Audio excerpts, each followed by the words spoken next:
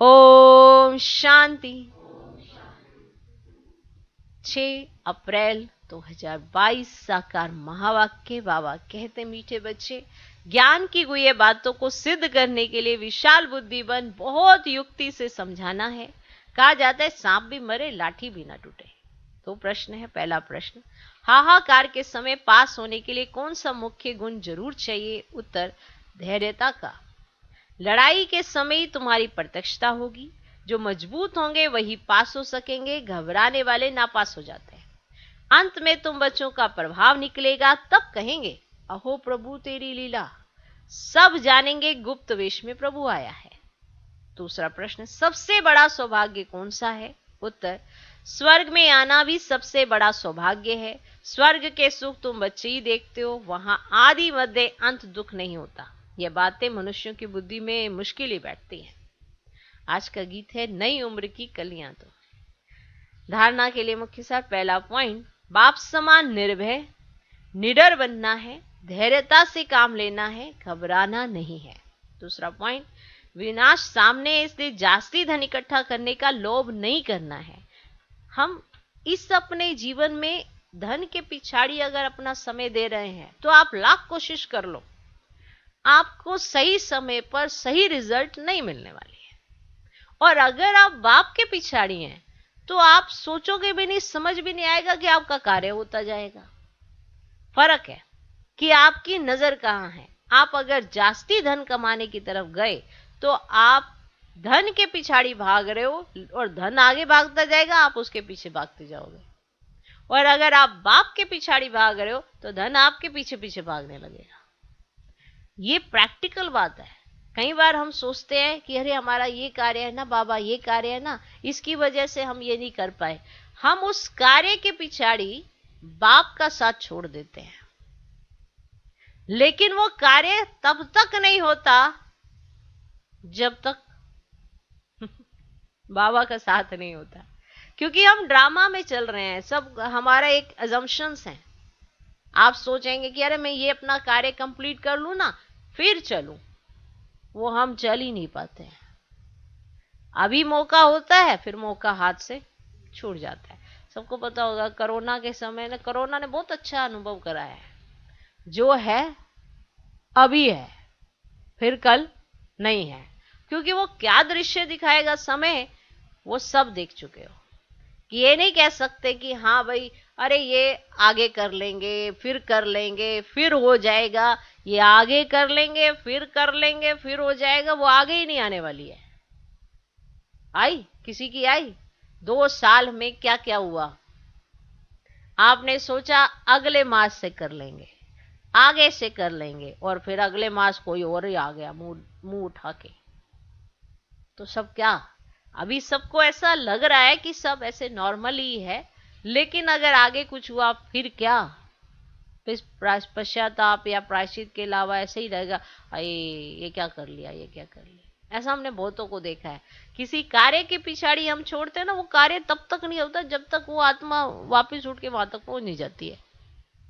और वो कार्य के पिछाड़ी अपना काम ही करता रह जाता है कि मेरा काम हो जाए, ये हो जाए तो मैं फिर देखूं, हाँ बाबा ने बुलाया तो है तो मैं देखूं। उसका कार्य तब तक नहीं होता जब तक यहाँ से वो आत्मा उनके घर वाली वहां तक नहीं पहुंच जाती है।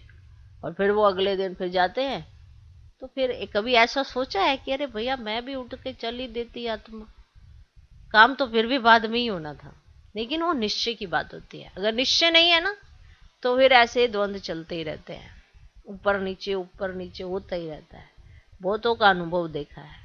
सब कहते हैं ये कर लेंगे फिर चलेंगे, वो कर लेंगे फिर चलेंगे, और फिर धन के पिछाड़ी अपना टू मच समय देते हैं और उसमें बुद्धि इतनी खराब हो जाती है ना। आप सोचेंगे इतने पैसे हो जाए, फिर इतने, वो सारे के सारे पैसे किसी काम नहीं आने वाले। आप सोचेंगे आपके बच्चों के काम आ जाएंगे, बच्चों के काम कहाँ से आएंगे? जब वो बैंक की कुछ हो जाएगा तो बैंकों से कहाँ से, कोई घर में अपना गोदाम खोल के रखा है क्या किसी ने? पैसों का रखा है क्या कोई? फिर वहां तो फिर रेड भी पड़ जाती है। वो बेचारे छतों में उन्होंने डाले हुए, दीवारों में डाले हुए, और खुद बीच में ऐसे लाचार बैठा हुआ। अब उसके ऊपर सारे उड़ेल दें सारा धन, क्या कर लेगा वो धन उसका रहा क्या? उसकी प्रॉपर्टी उसकी रही, चल अचल जितनी संपत्ति थी कुछ भी उसकी नहीं।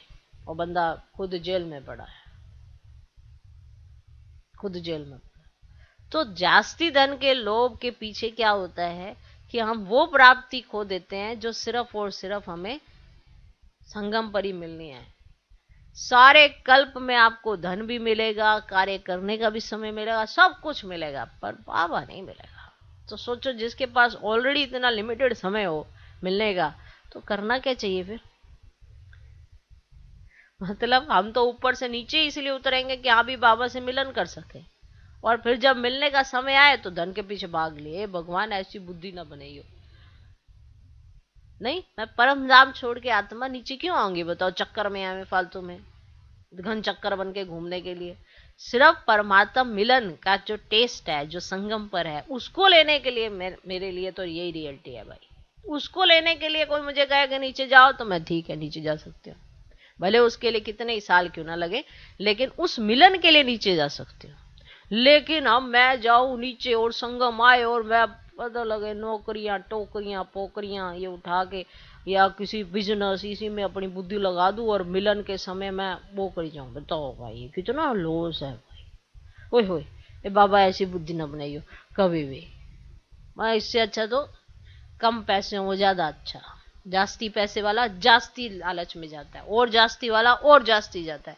नहीं तो अब सोचो, इतने इतने अमीर हैं, उनको इतना पैसा करना क्या, बांट बूट देना सबको आपस में। इसी तो बाबा कहते ना, पेट को चाहिए क्या, 2 रोटी। बुद्धि माना अपनी ऐसी बनाओ ताकि दूसरों को लगे कि अरे जीवन कैसे जिया जाता है, खुशहाली किसे कहा जाता है, खुशी किसे कहा जाता है। तब जाके किसी को पता चलेगा कि ना तो तुम्हारे पास सोना है, ना चांदी है, ना कुछ ऐसा है, फिर भी तुम खुश हो। ना तुम्हारे पास बैंक बैलेंस ऐसा है जिसको देख के तुम यहाँ पे खुश होए जा रहे हो। ना सोने की प्लेट है, ना चांदी के गिलास हैं, ना कुछ भी नहीं है, ऐसे पानी तो वही पी रहे हैं।